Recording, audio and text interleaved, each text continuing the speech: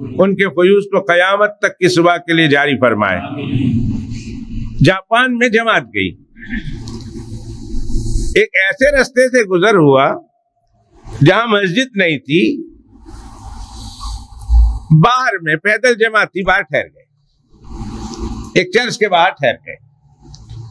Church کے priest نے دیکھا، اس نے کہا تم کون ہو؟ ہم اللہ کے رستے میں نکلے، لوگوں کو اللہ کی طرف بلا رہے۔ اس نے اچھی اچھی باتیں کی، اس نے کہا تم میرے چرچ میں آ جاؤ، میرا چرچ ہفتے میں ایک دن کھلتا ہے، سنڈے کے دن۔ سنڈے کے دن اگر سنڈے تک تم نے رہنا ہے تم باہر چلے جانا، ورنہ 6 دن تم میرے چرچ میں رہ سکتے۔ اندر چلے گئے، وہ اپنے کمرے میں، یہ لوگ اپنے عبادت میں مصروف ہیں۔ ایک دن چرچ کے پادری نے مسلمانوں کو وضو کرتے ہوئے دیکھ لیا۔ وہ ایسے وقت میں آیا کہ جب مسلمان وضو کر رہے تھے، اور یہ میں بالکل سچا واقعہ سنا رہا ہوں، اور اگر حوالہ چاہیے تو میں حوالہ بھی دے دوں گا۔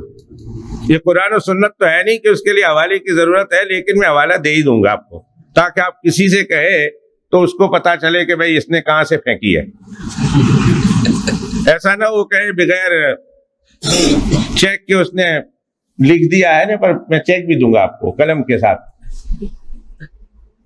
تو وہاں گئے، اس نے وضو کرتے ہوئے دیکھ لیا، وضو کرتے ہوئے دیکھ لیا، وہ اپنے کمرے میں چلا گیا۔ جب یہ لوگ یہاں نماز پڑھنے لگ گئے تو اتنی دیر میں وہ غسل کر کے آ گیا، نئے کپڑے پہن لیے، نیا غسل کیا، تیار ہو کر آ گیا۔ جب نماز پڑھ لی تو نماز پڑھنے کے بعد اس نے کہا کہ ارے مسلمانوں، تم مجھے کلمہ پڑھ کے مسلمان بنا دو۔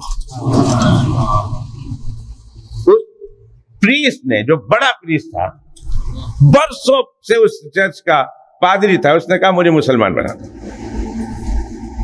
جلدی سے کلمہ پڑھا کے مسلمان بنا دیا۔ اب وہ لوگ پوچھ رہے ہیں تیرے مسلمان ہونے کی وجہ کیا ہے؟ تیرے مسلمان ہونے، اب بات سنو اور اس پر میں اپنی بات کو ختم کروں گا۔ کیا خیال ہے؟ ابھی تو میں شروع نہیں ہوا، ابھی اسٹیشن پر ہی ہوں، ابھی تو آگے جانا ہے، لیکن آپ لوگوں کا خیال ہے مجھے، اس لیے میں بات ختم کر دوں گا انشاءاللہ۔ کیوں مسلمان ہوئے؟ تمہاری عمر کیا ہے؟ اس نے کہا میری اتنی عمر ہے۔ کیا اسلام کا مطالعہ کیا؟ کہا نہیں تو۔ اسلام کو تم نے پڑھا ہے؟ کہا نہیں تو۔ کیا جاپان میں مسلمان ہیں، کسی مسلمان سے متاثر ہوئے ہو تو؟ کہا نہیں تو۔ کہا پھر ایک دم سے مسلمان ہونے کی وجہ کیا ہے؟ سننے والی بات ہے، ایک دم سے مسلمان۔ اس نے کہا آپ لوگوں میں سے ایک آدمی مجھے دے دو، ایک آدمی مجھے چاہیے، میں پھر اسلام لانے کی وجہ بتاتا ہوں۔ اور مضبوط انسان چاہیے، مضبوط انسان۔ تو جماعت میں ایک بہت مضبوط انسان تھا، بوستان صاحب کی طرح۔ بوستان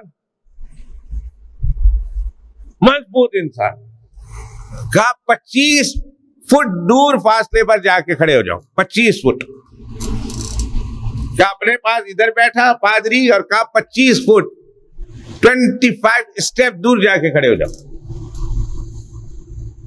اس کو جا کے کھڑا کر دیا، اور اس نے منہ میں کچھ بڑبڑایا، اور بڑبڑانے کے بعد ہاتھ ایسے زور سے زمین کی طرف مارا، ایسے۔ یہاں ہاتھ مارنے کی دیر تھی کہ وہاں 25 فٹ پر جو کھڑا تھا وہ انسان، مضبوط انسان، دھڑم سے زمین پر گر گیا۔ وآخر دعوانا،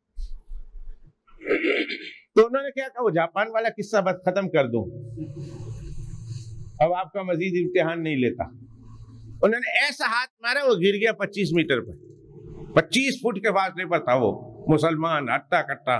اور بھائی بوستان مجھے یاد آ گئے، کسی زمانے میں آپ نے ان کی باڈی نہیں دیکھی، اب تو کمزور ہو گیا بیچارہ۔ تو پوچھا یہ کیا ہوا، یہ کیا ہوا؟ اس کا مجھے کچھ معلوم نہیں، جیسے انہوں نے ادھر ایسے کیا، ایسے لگا کسی نے میرے کندھے پر ہاتھ رکھ کر زور سے دبایا اور میں بیٹھ گیا، گر گیا۔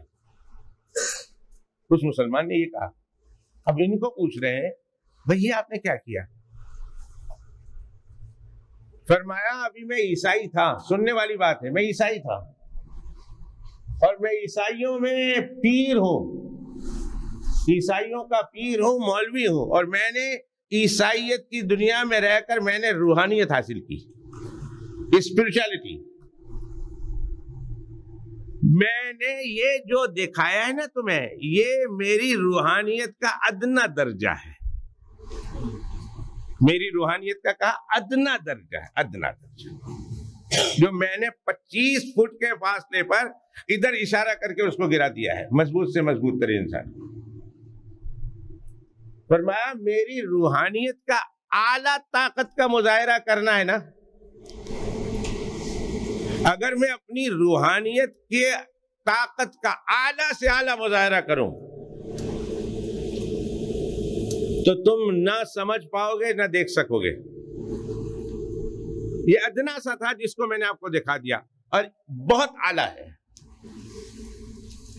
لیکن اگلا جملہ سنیے کہ میرے مسلمان ہونے کی وجہ سنیے، فرمایا یہ میری روحانیت کا ادنا درجہ تھا اور میری روحانیت کا اعلیٰ مقام اور اعلیٰ نور یہ میں نہیں بتا سکتا، لیکن آج دوپہر کو میں اچانک تمہارے درمیان میں گھس آیا، اور گھس آیا تو میں نے تمہیں وضو کرتے ہوئے دیکھا، اور وضو کرتے وقت تم مسواک کر رہے تھے اور وضو کر رہے تھے سنت کے مطابق۔ خدا کی قسم میری اعلیٰ سے اعلیٰ طاقت اور اعلیٰ سے اعلیٰ نور ایک طرف رکھ دو تو اس وضو کا جو نور ہے وہ میری اعلیٰ سے اعلیٰ سے اعلیٰ سے اعلیٰ طاقت کے مقابلے میں کئی گنا زیادہ ہو گیا۔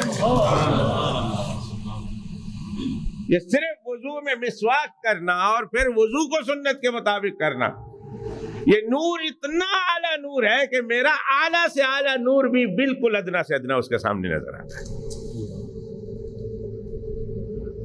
تو پھر مجدد الفسانی رحمت اللہ نے کیا فرمایا؟ فرمایا میں علوم ظاہریہ سے فارغ ہو گیا، اب علوم باطنیہ، اور میں نے چاروں سلسلے میں اعلیٰ سے اعلیٰ مقامات حاصل کر لیے، سارے مقامات، اور ایسے ایسے مقامات سے گزرا ہوں کہ اگر میں کہوں تو فقہا مجھے کافر کہیں، صوفیہ مجھے زندیق اور ملحد کہیں، ایسے ایسے مقامات سے۔ پھر فرمایا پھر میں نے خلاصہ اس کا یہ نکالا کہ آپ لوگوں تک بغیر مجاہدہ کے وہ تمام مقامات پہنچ جائیں، بلکہ اس مقامات سے آگے نکل جاؤ، اس مقامات سے بھی آگے، اس مقامات سے بھی آگے، اور وہ ایسا طریقہ، ایسا عمل کہ جس عمل کو کر کے آپ یہ بڑے بڑے مقامات کو پیچھے چھوڑ دو اور اس سے بہت آگے نکل جاؤ، اور اتنا آگے نکل جاؤ کہ اللہ سبحانہ و تعالیٰ کا انتہائی درجے کا قرب آپ کو حاصل ہو جائے، اللہ کا قرب حاصل اور انتہائی درجے کا قرب حاصل ہو جائے۔ تو حضرت نے فرمایا، حضرت مجدد الفسانی رحمت اللہ علیہ نے، کہ وہ طریقہ میں آپ تک پہنچانا چاہتا ہوں، وہ طریقہ ہے سنت پہ عمل کرنا، اللہ کے پیغمبر علیہ الصلوۃ والسلام کی سنتوں کو اپنانا۔ یہ عمل اتنا کاریگر ہے اور اتنا اونچا مقام رکھتا ہے کہ تصوف کے چاروں سلسلوں کے اوراد اور مذاہب کے مقامات کو پیچھے چھوڑ